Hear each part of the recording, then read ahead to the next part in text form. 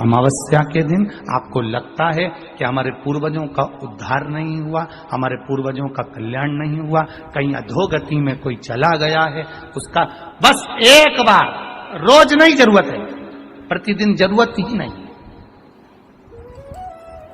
महीने में एक बार अगर अमावस्या के दिन भी आपने चंदन के थोड़ा सा चंदन अगर मेरे देवाधिदेव महादेव को 7 स्थान पर समर्पित किया है। अशोक यहाँ पर वर्णन कर रही है, मैना, धन्य और कला की कथा कह रही है। तीनों ने सनकादि ऋषियों से मांगा।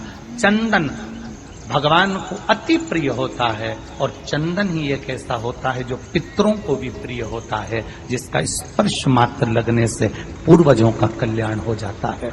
वो चंदन का 7 स्थान शिवलिंग के बताए हैं, जहां पर भूल से भी अगर कोई चंदन की उंगलियां लगा देता है, 7 स्थान ऐसे हैं जहां चंदन की मात्र उंगलियां लगा देने से ही शिव पितृलोक के पितरों को मुक्ति प्रदान करके वैकुंठ लोक का निवास दे देते हैं। 7 स्थान।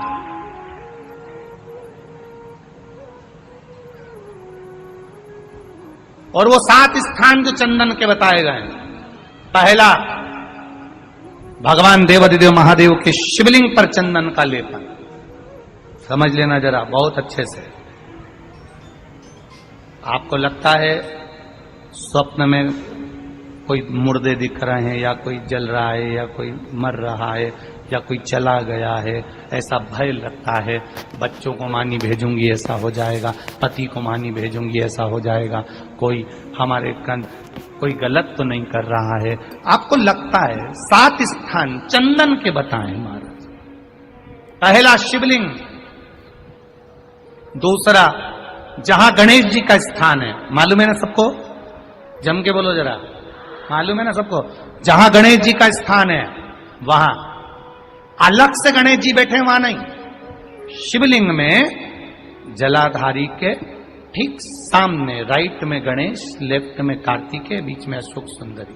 तो पहला चंदन बाबा के शिवलिंग पर, दूसरा गणेश जी पर चंदन की उंगली, तीसरा षडानंद कार्तिकेय पर चंदन की उंगली, चौथा अशोक सुंदरी पर चंदन की उंगली, पांचवा जलाधारी पर चंदन की उंगली, छठा जो शिवलिंग का जल बह रहा है इसके ठीक विपरीत की ओर चंदन की उंगली, और 7वां चंदन नंदी के मस्तक के ऊपर जो 2 सींग लगे रहते हैं उस पर चंदन की उंगली। ये कब लगाई जाती है? या तो अमावस्या के दिन आपको लगता है कि हमारे पूर्वजों का उद्धार नहीं हुआ, हमारे पूर्वजों का कल्याण नहीं हुआ, कहीं अधोगति में कोई चला गया है, उसका बस एक बार, रोज नहीं जरूरत है, प्रतिदिन जरूरत ही नहीं, महीने में एक बार अगर अमावस्या के दिन भी आपने चंदन के थोड़ा सा चंदन अगर मेरे देवाधिदेव महादेव को 7 स्थान पर समर्पित किया है। अशोक यहाँ पर वर्णन कर रही है, मैना, धन्य और कला की कथा कह रही है। तीनों ने सनकादि ऋषियों से मांगा।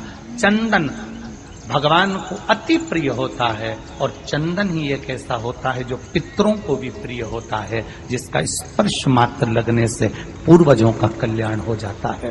वो चंदन का